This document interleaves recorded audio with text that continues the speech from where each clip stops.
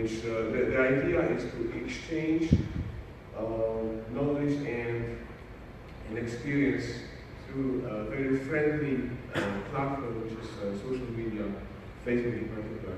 There's about 4,000 members currently. It was set up at Cleveland Clinic in 2009. And the beginning was very small and very humble. What we did was just a journal club for fellows at Cleveland Clinic. And we started joining other fellows at other locations in Florida through some primitive video conferencing platform. And then eventually we started getting more and more people into the network. And then we tried it with Facebook in 2009, and that was the whole beginning of the story. So that's how the Facebook site looks. It's called closed group. That means the content cannot be seen by non-members. In particular, patients cannot see what's going on within the group. The potential new members can see the group when they search for it, so they can sign in, and they can see who's in the group. So up to now it's about 3,000 members, but the number changes every day. So this is the first ever post that I actually put on in 2010. So it's actually 6 years exactly, almost today, when we started doing this. I had this interception case, and I asked colleagues, what do you think? The very first one who responded was very famous Neto from Brazil. And I didn't know that in Brazil, in Latin America, social media is so powerful. So within an hour or two, he got about 200 of his friends into that group. And that's how it started. It was just 1 or 2 days when it started growing rapidly. And then I realized this is not a bad idea to use Facebook for this purpose. So what we do in this group is to discuss about management of complications, some chronic problems, what would be the best choice, best practice. We use the tool of Pool, which Facebook created very nicely for this purpose. And it's very interactive. There is a lot of possibility to put pictures and videos. There's quite a lot of posts about surgical innovations. And we discuss papers, but currently Rick was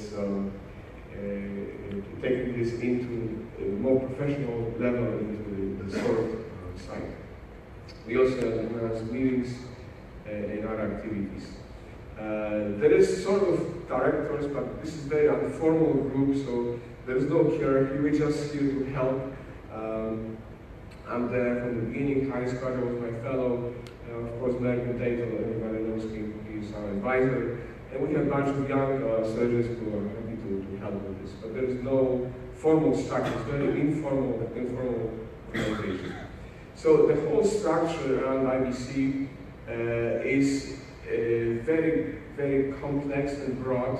IBC Facebook was the first to initiate the whole idea. And then around this, we built up some other things like IBC TV, let's go back to this, IBC TV, IBC Journal, a newsletter, and some other forms of activities that I will go through this in a second. So the Facebook started, and it spread out to many other activities. So this is different from many businesses which is created already as a formal organization, and they use Facebook to promote. We actually did the other way. We did Facebook first, and this grew into some other activities which is listed here, and I'll go through this in a second.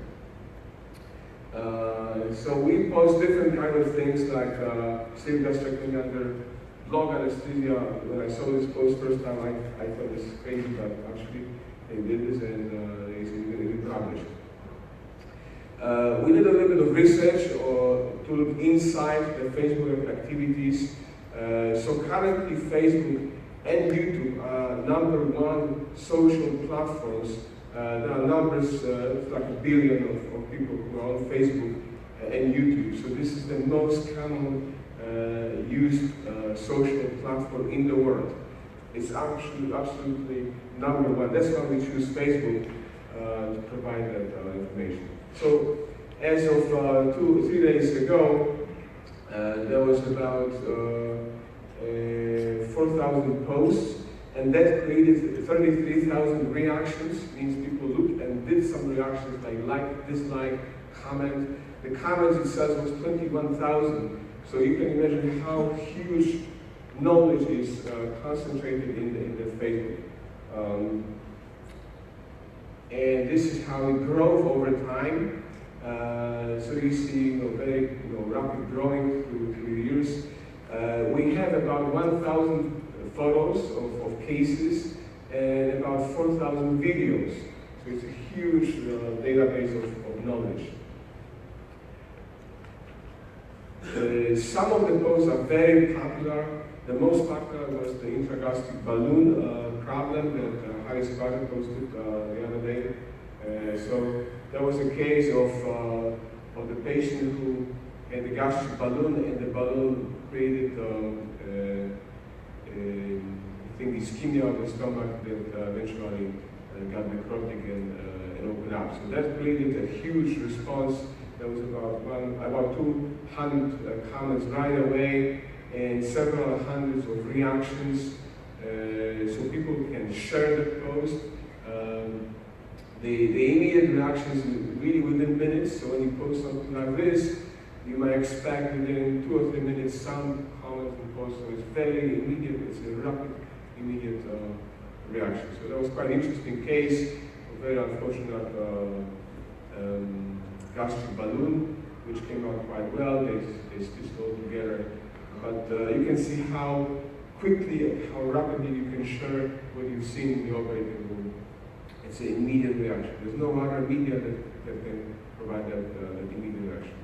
It's a nice solution for that disaster operation, stitching the stomach. So you can look up Facebook and follow discussions on this case. So this is how is it functioning.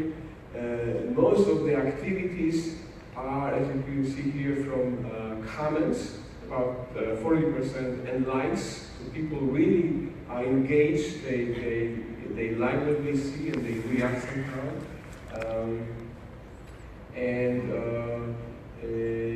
There's a significant number of videos and photos. About 30% of activities is photos and videos, which is nice. This is a very multimedia platform. The engagement is very significant. Almost 100% of posts have some kind of reactions, comments or likes or anything that make people engage with what's going on. So it's not posting and there's silence. It's very interactive. I think that's all good about IBC, that people are really engaged in this thing. The post distribution over time was increasing. The comments, as you can see, almost 20,000 comments, which is quite significant. And those comments are quite rich. On average, there are 27 words, so this is not just I like or I don't like it. They do make real comments on those posts. So almost every post has some comment. The distribution of comments over time was increasing significantly. So over time, people used to use those posts, and they react more and more. The membership, we measure influencers. Of course, I'm the most influential because I created, so I do a lot of posting. But you see people, they post about 4,000 posts in that Facebook, so they're very active. One of the new ideas that we came out last year was called IBC TV. Dr. Ariel Ortiz from California and Mexico, he's a genius media person. So he created something called Hot Topics in Bariatrics, which is sort of TV put on YouTube and spread through Facebook. And we do certain very focused comments or relations from major media. For example, we do this latest news. We did 3 editions. The very top one was a sort of journal club which was put online with top speakers from all around the world discussing about current papers. That was 2 years ago. In December of last year, we did live transmission of endoluminal gastric plication done by a surgeon from Spain with comments from Scott Sikora Baoneta from Brazil and Phil Schauer from Cleveland. And the last panel was the first ever done live transmission using VR 360 virtual reality in real life transmission from bariatric surgery. First time ever we did this earlier this year. So the people can watch this live using those goggles at home or at the conference. We do a lot of interviews. These are some examples of interviews. We have about 25 interviews put online, so you can hear to famous authors like Sanchez, Phil Schauer, or many other very famous people like Francesco Rubino, who's commenting on his diabetes achievements. Everything is on YouTube and Facebook. You can easily find everywhere. Another activities is website. We made it very different from traditional website. It's everything focused on education. The most popular part of the website is video collection.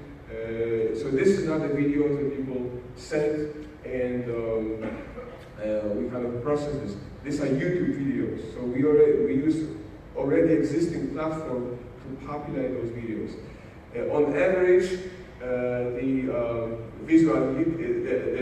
the number of views starts from 1 and goes to 1,000 within 24 hours. So if you have an interesting video, send it to us, we'll put it here, and we'll make it really, really popular. So 1,000 views within 24 hours on average. There's sort of peer review group that reviews those videos, make sure they're quite good quality. And this is the Facebook, the website activities. On average, we have about 4,000 new unique visitors every month, and it's about 1 million hits a year. IBC Symposia is another extension of the initial Facebook activities. So this is a kind of live version of the Facebook activities. You see examples.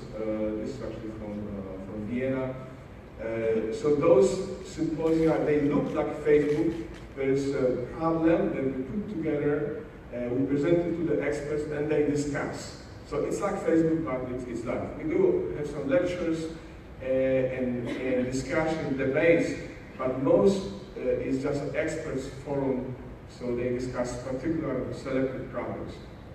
And we usually have about 300 to 500 people coming to those meetings. They are typically set up as the satellite meetings, the existing meetings, typically at IFSO and also some national meetings. We did about 20 of them so far, and highly specialized on top of this great initiative. And if you have time, please come and see it. That's how it looks. We have special programs, we announce it everywhere on Facebook. Debates and lectures are the most popular part of this. We pick up the problems which are controversial. We have debaters like famous Michelle and Rudy Weiner to discuss about specific problems. And usually we have packed room with people. So it looks like Facebook, but it's live. Newsletter is another activity. Ramana from India started this newsletter. We distribute it directly through emails bi-monthly, but also we spread it out through Facebook. So again, Facebook is the platform for all of these activities. It's called Velocity, so you might see the email. We also have a journal, which is like a semi-formal newsletter with some selected topics like that version of the gastric bypass. We print it once a year and spread it out through the meetings. And communication, we did a questionnaire last year. So most surgeons are relatively young, 30, 45 years old. They are quite experienced, 10 years or more, most of them. They check interesting Facebook site every day, most of them. So it's very, very alive. And most of the activities that we do are well approved. Most of the people, they agree with what you do on Facebook. So again, they check it every day, every week, and again, they agree with our Facebook and website activities. They also attend our symposia. Most of them attend or want to attend. They value this quite well. They read the journal or they want to read this. So it is quite popular. The problem sometimes with those live meetings is time difference. It's a global organization, so sometimes we're missing time. So that's the main challenge. So in essence, we started with Facebook and we spread it out as multi-pool channels. It's all about friendship, enthusiasm, fun to use. We think it's probably a small evolution of surgical education. We call it integrated learning from each other.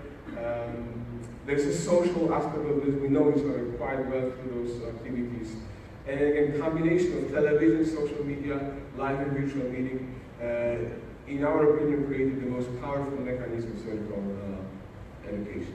Thank you again for the opportunity, and please join IBC.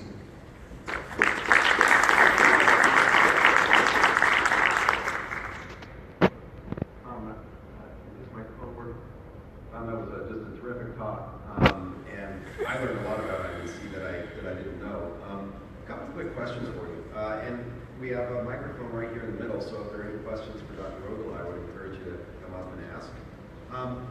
Who exactly can join? Is this open to all types of providers? So this is a very important question. We came through 3 different stages. At the very beginning, Facebook group was open to anyone. And we have to manually, ask who is there. Then we make it. It's called a secret group, which was completely invisible to anyone on Facebook. And surgeons started complaining that we cannot join because we didn't see it. And then we changed it to a form called closed group. That means that if you want to join, you need to make a request, and it goes through 3 people, myself and 2 of my colleagues. And we kind of verify if the candidate is a really bariatric surgeon or not. Sometimes we ask questions through a messenger or even if we make phone calls to make sure. So only bariatric surgeons or bariatric professionals are in the group.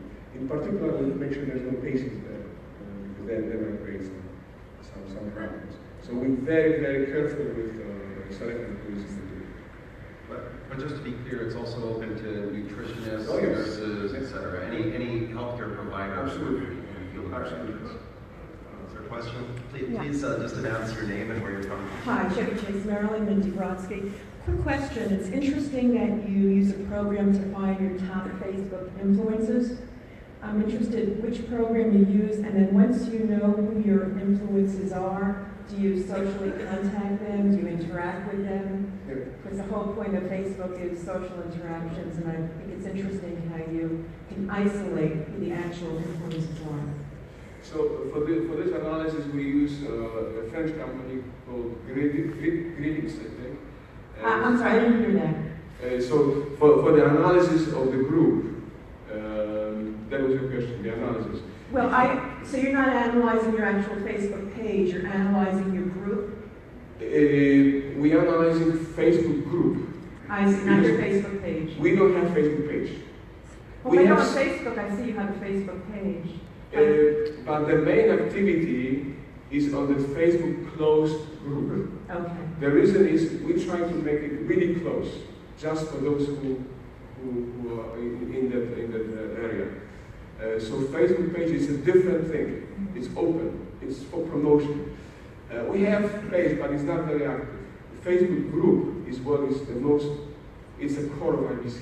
I'm familiar. And so you're actually checking the influences in your group. And then Yes. Thank you. Next question. Hi, Mickey Seeger, San Antonio, Texas. And again, I can't tell you how much I've enjoyed just being part of it for a short time. My question was, do you think that this information might be discoverable or provide some sort of liability, perhaps, if an attorney were to summon that information? And if so, are you very careful, or what measures do you have in place to make sure there's no identifying data on any of these posts? Thank you. It's an excellent question, and that was my fear from the very beginning when I started this thing. So we do quite hard work on looking at every single post. There's 5 of us. We do every day, every hour using iPhone. Very careful watch what kind of post is going there. If there's any data that can be identified, we deny access. So every post has to go through approval. There's no way just to post it directly. It goes through 3 of us. So far, after 6 years, we didn't have a single liability problem, not from patients, not from lawyers. But I completely agree with you. That's the potential downsides of this kind of activities. Fernando Miranda from Houston. How do you handle or how do you protect yourself from negative feedback from patients? And the other question is, how about HIPAA? How do you handle that? So again, I cannot answer how important this thing is. We absolutely spend hours every day to make sure it's clear. It's the same answer. We try through closed group setup. We practically eliminate anyone who is not professional bariatric. So that's the first step to eliminate those kind of problems. Second is through approval of every single post. There's no guarantee that those information will not leak out to the public. Facebook is an open platform. But no, on the other hand, we see a lot of completely open videos on YouTube to general public showing complications. I know it's part of more general discussion how it's going to be. It's so open to the public these days. So I think it's a gentle balance between benefits of global education and risks of having patients involved. We're trying to maintain that balance with some hard work, but I completely agree. It's a risk of this kind of activity. It's a very interesting question because HIPAA is, of course, a law which only has effect in the United States. This is an international club, and so you've got surgeons from many countries where the laws are different, but you're all contributing to the same forum. I guess that you're legally bound by kind of the laws of the United States because that's where the group originated from, or that's where the group is incorporated. I have a question. That was a great video that you were showing about the erosion of the stomach from the balloon. Is this a surgical journal? By which I'm asking, if I submit a video like this to IBC, does that mean I can't then submit it to Obesity Week for presentation here because you're not allowed to submit the same video to 2 different scientific presentations? Yes. So IBC is completely informal. There's no copyright or anything. Our purpose is to spread experience and knowledge. We don't protect us, so you can submit to anyone. So this wouldn't be considered to be an official or a formal academic presentation if I submit this video and I could take that same video and then submit it to this meeting, for example? Absolutely. There aren't any other questions for Dr. Rogula. Well, thanks very much for a terrific presentation.